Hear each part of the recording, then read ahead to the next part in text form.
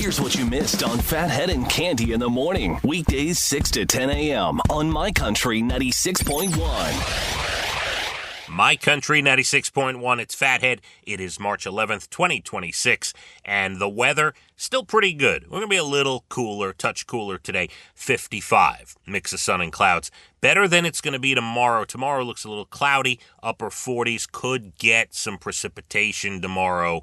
Look out for a little bit of rain. I did see a picture of a snowflake, but I still don't understand. Like, even if it comes down as snow, it's going to immediately become rain because we're going to be in the 40s. I don't know how, scientifically, that doesn't work for me. Why show a snowflake when we're going to be in the 40s? Please stop that. But it looks like we could get some precipitation tomorrow with your clouds and upper 40s. Today, we still got that sunshine going on for us. Let's do it. This coming Monday, big announcement on Monday, March 16th, 7:30 a.m., a huge event, summer event for you. We are asking you politely, save the date, July 3rd of this summer, Friday, July 3rd, 2026.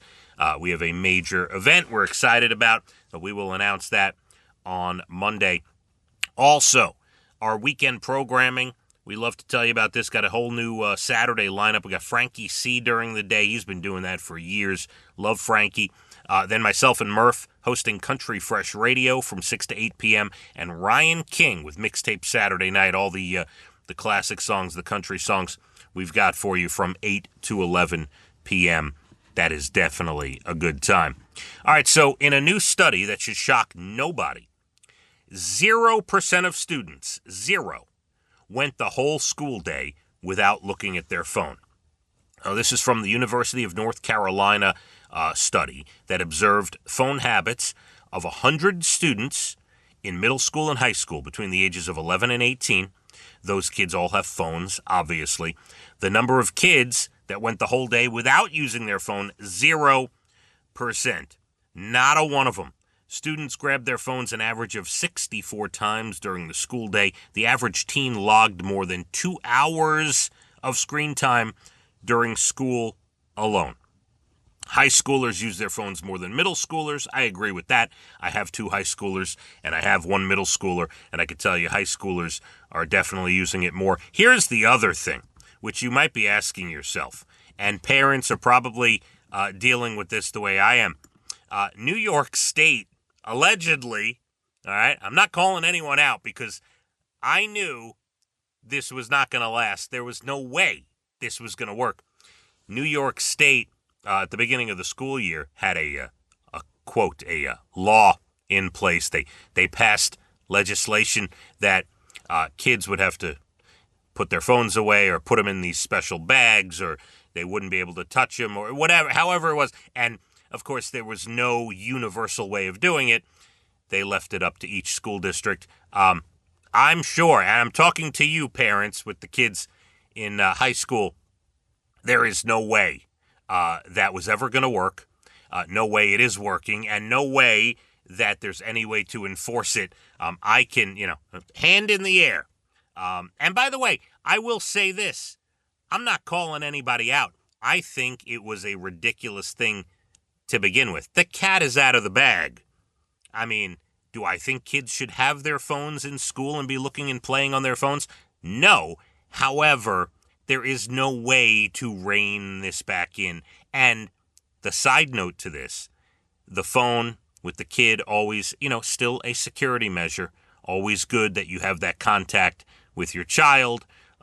There's many different reasons why you may have to contact your child during the day, even if they're just looking at their phone in between classes. But yeah, no way they were ever going to be able to enforce that at all. And this study says 0% of the kids that they studied were going the day without looking at their phone. All right, and then we got this one for you. We know gold is valuable. There are some things that are more valuable. We do know that as well. But would you have guessed cow gallstones are more valuable than gold?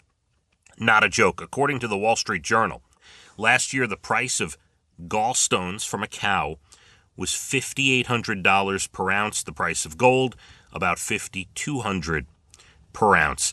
They've been used in traditional Chinese medicine for thousands of years to treat hypertension, cardiovascular disease, a lot of different things. And I don't know how rare it is to find a cow with a gallstone or not, but the chances of cows forming gallstones increases with age. But most slaughterhouses prefer to, unfortunately, slaughter cattle at a younger age to improve their agricultural efficiency. So they're not allowing the cows to develop gallstones. So now to find cows with gallstones has been difficult, and there's a whole black market for it. People are robbing them, and it's a whole crazy ordeal. But yes, cow gallstones, big business, especially where they're smuggling and robbing in Brazil to find cows with gallstones. Plenty more to do this morning. 8:12, your Bald and the Beautiful entertainment, everything from Nashville to Hollywood. We do have National Days Good News Stories late 8 o'clock hour. Will be mix of sun and clouds today, about 55. My Country, 96.1. Phathead and Cande in the morning, weekdays 6 to 10 a.m. on My Country 96.1.